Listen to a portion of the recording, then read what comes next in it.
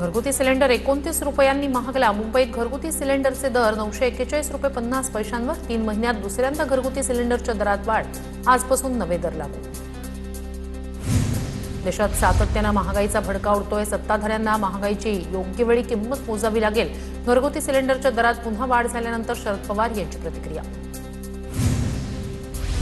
सामान्य माणसाच्या ताटातलं जेवणही महागाईच्या आगीत करपून टाकलं। घरगुती सिलेंडरच्या दरात वाढ झाल्यानंतर रोहित पवार यांची सरकारवर टीका। सामान्य माणसांच्या जीवावर उठलेलं हे निर्दयी सरकार, रोहित पवार यांचा निशाणा। कॉक्रोच जनता पार्टीचं आंदोलन फ्लॉप झालं म्हणून मुख्यमंत्री आनंदात, मात्र महागाईच्या झळा गरिबांना बसतायत यावर मुख्यमंत्र्यांनी मत व्यक्त करावं। महागाईवरून संजय राऊत यांचा मुख्यमंत्र्यांवर निशाणा। वाढत्या महागाई विरोधात छत्रपती संभाजीनगरमध्ये ठाकरेंच्या शिवसेनेचा जनआक्रोश। अंबादास दानवे यांच्या नेतृत्वात आंदोलन। सरकार विरोधात जोरदार घोषणा। मुंबईच्या NSCI Worli डोममध्ये live music concert दरम्यान एकाचा मृत्यूचं कारण अद्याप अस्पष्ट। मृत्यूचा ड्रग्स सेवनाशी संबंध आहे का याचा तपास सुरू। कार्यक्रमाला हजारो प्रेक्षक उपस्थित असल्याची माहिती। वरळी एनएससीआय डोम कॉन्सर्ट प्रकरणात ताडदेव पोलिसांकडून 8 ते 10 जणांची चौकशी सुरू। आयोजकांसहित अन्य काही जणांची चौकशी सुरू असल्याची माहिती। तर तरुणाचा मृत्यू हृदयविकाराच्या झटक्यानं झाल्याची प्राथमिक तपासात पोलिसांची माहिती। पुण्यातील आळंदी मरकळ परिसरात रेव्ह पार्टी, पोलिसांचा छापा। आळंदी मरकळ रोडवरील रिसॉर्टमध्ये रेव्ह पार्टी सुरू असल्याचं समोर। अनेक तरुणी ताब्यात। अंमली पदार्थ वापरल्याचा संशय। रेव्ह पार्टीत 60 ते 70 तरुणी असल्याची माहिती। विषारी दारू प्रकरणानंतर पुण्याच्या सासवड विभागात राज्य उत्पादन शुल्क विभागाची मोठी कारवाईत विदेशी मद्याचा 1,11,00,000चा मुद्देमाल जप्त। कारवाईत कैलाशकुमार नानजी पटेल नावाच्या आरोपीला अटक। दिल्लीच्या जंतर मंतरवर अराजकता पसरवणाऱ्या तरुणांची अभिव्यक्ती दिसली। कॉक्रोच जनता पार्टीच्या आंदोलनावर मुख्यमंत्री फडणवीसांची टीका। त्या आंदोलनात कुठेही अराजकता झाली नाही। अभिजित दिपके यांचं प्रत्युत्तर।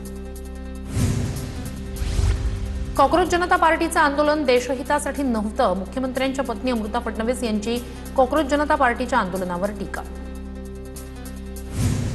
दोन्ही राष्ट्रवादींचा यंदा वर्धापन दिन मुंबईतच साजरा होणार। पवारांच्या एनसीपीचा वर्धापन दिन वायबी चव्हाण सेंटरमध्ये, तर राष्ट्रवादीच्या वर्धापन दिनाचं षण्मुखानंद हॉलमध्ये आयोजन। अजित पवारांच्या निधनानंतरचा पहिलाच वर्धापन दिन सोहळा। राज्यसभेवर गेल्यास माझं खातं समीर भुजबळ यांना द्या। छगन भुजबळांनी ही अट घातल्याची सूत्रांची माहिती।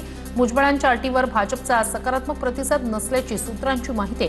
छगन भुजबळ राष्ट्रवादीकडून राज्यसभेवर जाण्यास तयार, सूत्रांची माहिती।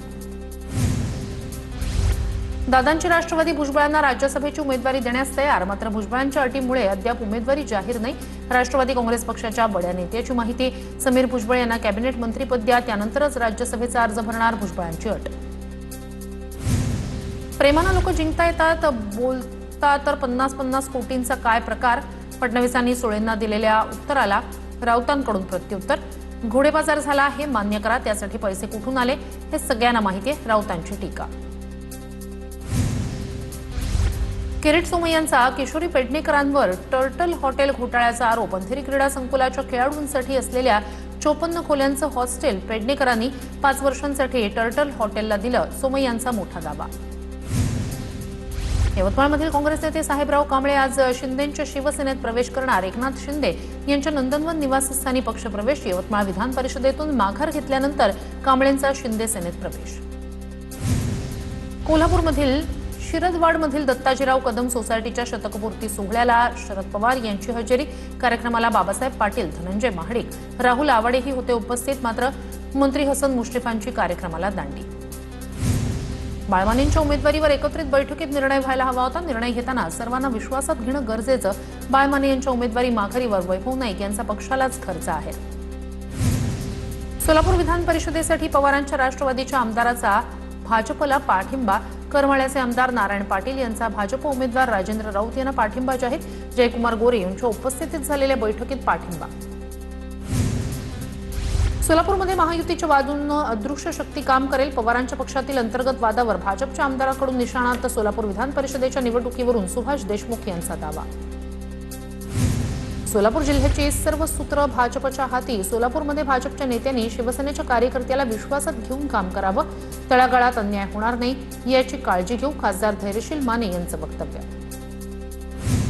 श्रीकांत शिंदे यांनी अंमळनेरमधील बैठकीत कार्यकर्त्यांचे कान टोचले, गर्व बाजूला ठेवून कामं केली पाहिजेत. श्रीकांत शिंदे यांचं आवाहन. पक्षाची ताकद टिकवायची असल्यास कार्यकर्त्यांनी कामं करावी, श्रीकांत शिंदेंचा सल्ला. मोदींच्या इंधन बचतीच्या आवाहनाला भाजपच्याच मंत्र्याकडून हरताळ. मंत्री जयकुमार गोरे, राजेंद्र राऊत यांचा आलिशान गाडीतून प्रचार दौरा. माढा करमाळा भागात आलिशान गाड्यांनी प्रचार दौरे केल्याचे समोर. जळगावच्या धरणगावमध्ये पहिल्यांदाच शिवसेनेनं नगराध्यक्षपदाची जागा गमावली. गुलाबराव पाटील यांनी श्रीकांत शिंदेंसमोर नाराजी बोलून दाखवली. नगराध्यक्षपदाची निवडणूक हरलो तरी नगरपालिकेत आमचे सर्वाधिक नगरसेवक, गुलाबराव पाटील यांची प्रतिक्रिया. नाशिक विधान परिषदेच्या पाठिंब्यावरून महायुतीत गोंधळ कायम. नाशिकमध्ये आजही महायुतीच्या नेत्यांमध्ये चर्चा होणार. गोकुळ गीते यांची उमेदवारी कायम राहिल्यानंतर पाठिंब्यासाठी प्रयत्न. महायुतीच्या उमेदवाराला जाहीर पाठिंबा देण्यासाठी प्रयत्न सुरूच. धुळे पालिकेतील 11 पराभूत उमेदवारांवर अपात्रतेच्या कारवाईची शक्यता. 320 उमेदवारांपैकी 11 जणांनी निवडणुकीच्या खर्चाचा हिशोब सादर केला नाही. वारंवार नोटीस देऊनही हिशोब न दिल्यानं कारवाईची शक्यता. मुंबईच्या मुलुंडमध्ये मिठागर वाचवा समितीचा एल्गार. मिठागर बचावसाठी नागरिकांचं जनआंदोलन. मिठागरांच्या संरक्षणासाठी नागरिक रस्त्यावर. मुंबई विमानतळावर सोनं तस्करी प्रकरणी भाजपच्या लोकांना अटक. संजय राऊत यांचा आरोप. भाजप पदाधिकाऱ्याला अटक झाली. यावर फडणवीसांनी बोलावं, संजय राऊत यांचं फडणवीसांना आवाहन. पुण्यातील विषारी दारू प्रकरणी कारवाई सुरू आहे. समस्या गंभीर आहे. याआधीच मुख्यमंत्र्यांनी कारवाईचे आदेश दिलेत. पुण्याच्या विषारी दारू प्रकरणी उपमुख्यमंत्री सुनेत्रा पवार यांची प्रतिक्रिया.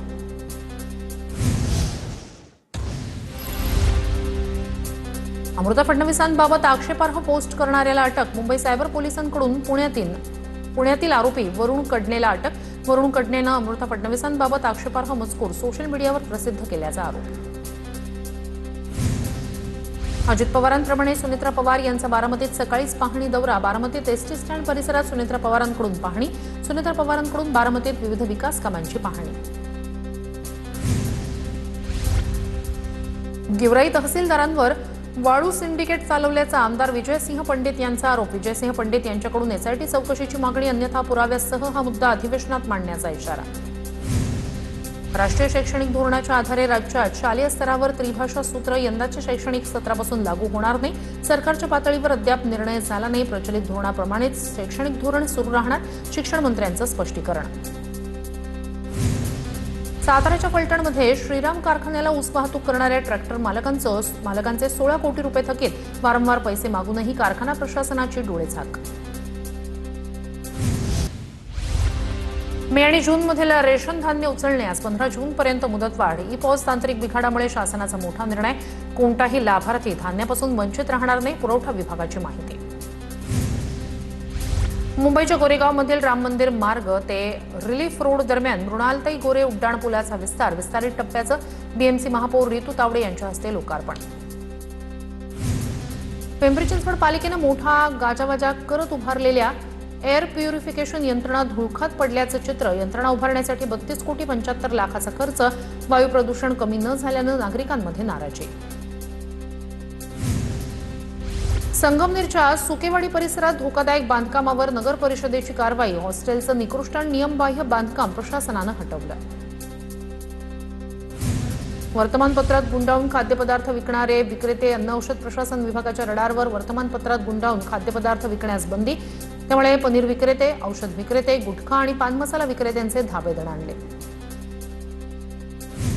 नाशिकमध्ये अन्नपदार्थांमध्ये भेसळ करणाऱ्या 15 दुकानांचे परवाने निलंबित. अन्न औषध प्रशासनाची कारवाई.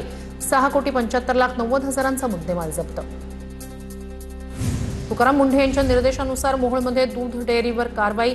13 दुधाचे नमुने तपासणीसाठी पाठवले. अहवालानुसार संबंधितांवर कारवाई होणार, अशी माहिती. कुख्यात गुंड निलेश घायवळचा भाऊ सचिन घायवळ अटकेत. गुंड निलेश घायवळपर्यंत पोहोचण्याचा महत्त्वाचा दुवा पोलिसांच्या हाती. सचिन घायवळच्या अटकेमुळे निलेश घायवळ संदर्भात महत्त्वाचे धागेदोरे हाती लागण्याची शक्यता. निलेश घायवळ परदेशात असल्याचा पोलिसांना संशय. अखिल भारतीय कामगार कर्मचारी संघटनेचे चिटणीस अजित आचरेकर यांना डीआरआयकडून अटक. महसूल गुप्तचर संचालनालयाची तस्करी विरोधी कारवाईत 5 कोटींपेक्षा अधिक किमतीचं सोनं जप्त. आचरेकरच्या काही सहकाऱ्यांनाही अटक केल्याची माहिती.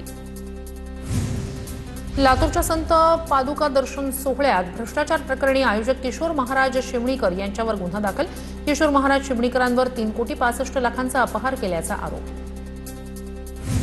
ओडिशाच्या बालीगुडात एसीबीच्या कारवाईत अभियंत्याच्या घरात घबाड सापडलं। बँक लॉकरमधून 2,04,00,000ची रोख रक्कम, 341 ग्रॅम सोनं, 45 लाखांच्या मुदत ठेवीच्या पावत्या सापडल्या।